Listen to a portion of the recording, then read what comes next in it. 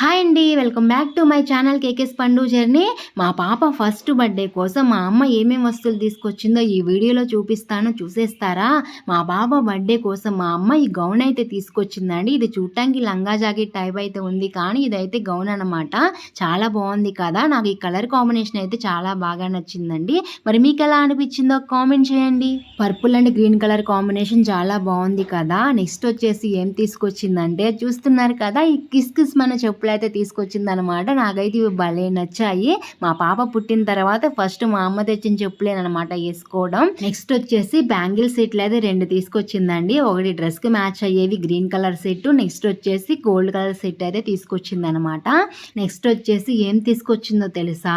చూస్తున్నారు కదా, చైన్ అయితే తీసుకొచ్చిందండి. లాకెట్ అయితే చాలా బాగుంది కదా.